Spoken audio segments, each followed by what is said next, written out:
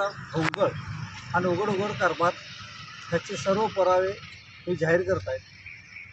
ह्या पैसे खाण्यात सर्वस्व जत नगर परिषद नगराध्यक्ष डॉक्टर रवींद्र आर्ये ह्याचे सर्वस्व मालक आहेत. ते महिन्याकाठी जत नगर परिषदला 10 लाख रुपयाच्या वर लुटतात, खोटे बिले काढून, खोटी पगार देऊन. आणि मी नगरपालिकेच्या मुख्याधिकारी यांना ज्या प्रश्न विचारत असता काल, त्यांनी सांगितले की आर्ये डॉक्टरने सांगितले नगराध्यक्ष की जोपर्यंत आमदार गोपीचंद पडळकर आहेत, कुणी माहिती मागवते काय मागवते द्यायचं नाही. त्याला माझं मी गट आहे आणि माझं भरपूर माणसं आहेत की प्रत्येक गोष्टीला मी तयार आहे. ह्या 46 लोकांच्या तुम्हाला यादी देतो, त्यांची माहिती मागून दिली नाहीत. आमदार आहे तोपर्यंत गोपीचंद पडळकर तो देऊ नका म्हणून सांगितल्यात आणि प्रत्येक गोष्टीला तयार आहे. ह्यात प्रत्येक ह्याच्यात 10,000 रुपयाचा घोटाळा प्रत्येक कामगारचा. ह्याचे 16 कामगार बोगस आहेत, 16 कामगार बोगस आहेत. आणि 1/7/2026 सार्थक नागेश पाटील यानं एक आमदार गोपीचंद पडळकर मुख्याधिकारी नगराध्यक्षांना सांगितलं होतं की मला पगार 21,000 असून मला पगार फक्त 10,500 देतात आणि गेले 7 महिने मला पगार दिला नाही. ह्याची पूर्णतेने माहिती देऊन देखील आमदार गोपीचंद पडळकर साहेबांनी कोणत्याही गोष्टीचं लक्ष दिलेलं नाही. आणि तुला काय करायचं करता नगराध्यक्षांनी जाहीर सांगितलेलं आहे, मुख्याधिकाऱ्यांनी सांगितलेलं आहे. तसंच अजून एक आपल्या पत्रकारांनाच माहीत आहे एक महत्त्वाचा मुद्दा की आपल्या इथं आदाटे म्हणून मशानभूमीत एक जण आहेत. हो, आज आपली हिंदू मशानभूमी आहे, तिथं लोकांच्या सोयीसाठी कोणाची व्यक्ती आणलेला आहे.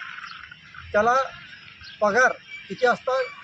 आमदार गोपीचंद पडळकर साहेबांनी त्यावेळेला मुख्याधिकारी होते, नगराचे आर्ये डॉक्टर होते, काही नगरसेवक होते. तेव्हा त्या कर्मचाऱ्यांनी सांगितले की मला 8,000 पगार आहे. तर त्याच्या नावावर 19,881 रुपये काढला जातो पगार. असा एवढा भ्रष्टाचार असताना आणि सर्वस्व जिम्मेदारी जतचे नगराध्यक्ष डॉक्टर रवींद्र आर्ये आहेत. आणि सगळ्यात मोठी दुर्दैवी घटना की आज आटपाडीवर असे काहीतरी पोस्ट होत आहेत चुकीची. ही आपल्या हिंदू संस्कृतीला व आमदारांना शोभत नाही अशा गोष्टी आपल्या कार्यकर्त्याला सांगण्यासाठी. आणि तो कार्यकर्ता हा आहे आणि ह्याला भाजपने आपली जिम्मेदारी बाजूला झटकण्यासाठी काही तर कारण सांगण्यासाठी हा त्याचे फोटो आहे सोशल मीडियावरचे. तर ह्या गोष्टीला असाच तुम्ही केलं तर काँग्रेसचे किंवा जगतापसाहेबांचे कार्यकर्ते असं गोपीचंद पडळकरच्या विरोधात काही फोटो टाकतील, ही आपली संस्कृती शोभत नाही. आणि अजून एक भाजपच्या काही लोकांना काही एक सवय आहे की काहीतरी बोलतं कोणतं आलतू फालतू येऊन बोलतात. त्याचं उत्तरपत्र नगराध्यक्षाने गोपीचंद पडळकर आमदारांनी द्यावं.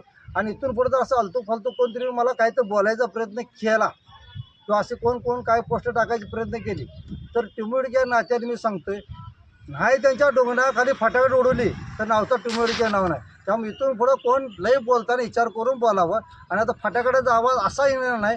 मग तुम्ही सांगली सांगा, कोल्हापूर सांगा, इचलकरंजी सांगा, पुणे सांगा, मुंबई सांगा, मला काही फरक पडणार नाही. त्यामुळे इथून पुढं चांगल्या पद्धतीने काम करा आणि विकासाचं काम करा, एवढं त्यांना मत आहे.